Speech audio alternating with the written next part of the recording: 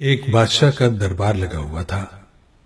چونکہ سردی کا دن تھا اس لیے بادشاہ کا دربار کھلے میدان میں ہی لگا ہوا تھا۔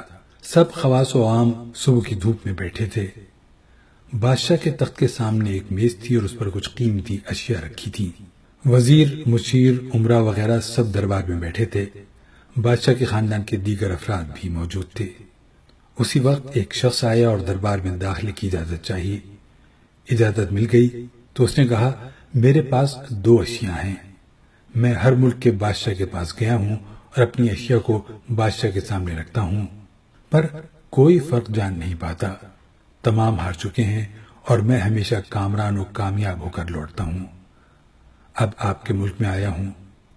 بادشاہ نے کہا، کیا اشیاء ہیں؟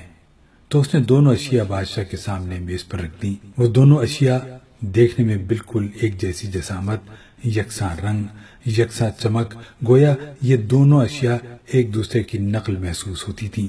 بادشاہ نے کہا، یہ دونوں اشیاء تو بالکل ایک جیسی ہیں۔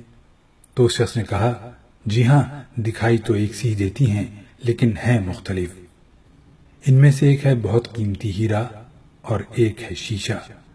بظاہر یہ دونوں ایک سے ہیں، کوئی آج تک یہ نہیں پہچان سکا کہ کون سا ہیرا ہے اور کون سا شیشہ۔ کوئی جانچ کر بتائے کہ ان میں سے ہیرا کون سا ہے اور کون سا شیشہ۔ اگر کوئی صحیح پہچان گیا اور میں ہار گیا تو یہ قیمتی ہیرا آپ کا ہو جائے گا۔ بادشاہ نے کہا، میں تو نہیں پہچان سکتا۔ وزیر و مشیر بولے، ہم بھی جانچ نہیں سکتے کیونکہ دونوں بالکل ایک جیسے ہیں۔ سب کو گمان تھا کہ اب تو شکست ہی مقدر ہے، لیکن شکست پر انعام کا مسئلہ بھی نہیں تھا کیونکہ بادشاہ کے پاس بہت دولت تھی۔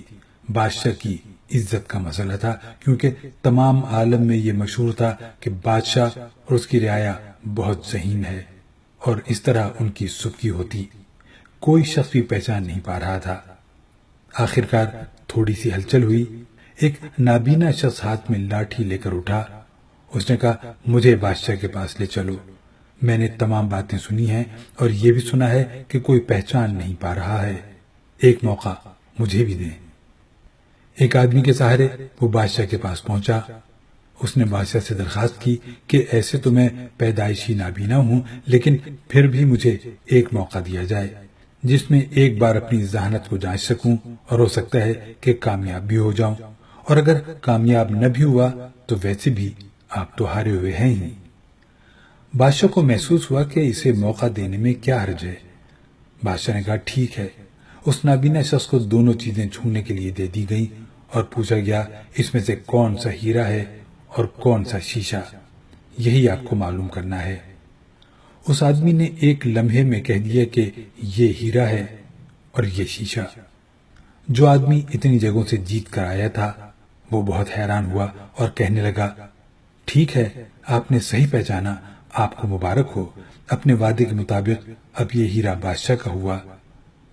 تمام لوگ بہت حیران ہوئے کہ ایک نابینا شخص نے کیسے جان لیا کہ اصل ہیرا کون سا ہے، اور سب نے یہی سوال اس نابینا شخص سے کیا۔ اس نابینا شخص نے کہا کہ سیدھی سی بات ہے، دھوپ میں ہم سب بیٹھے ہیں، میں نے دونوں کو چھو کر محسوس کیا۔ جو ٹھنڈا رہا وہ ہیرا، جو گرم ہو گیا وہ شیشہ۔ اسی طرح زندگی میں بھی جو شخص سخت اور مشکل حالات میں گرم ہو جائے اور حالات کا سامنا نہ کر سکے وہ شیشے کی مانند ہے، اور جو تمام حالات میں ٹھنڈا رہے وہ ہیرے کی مانند ہے۔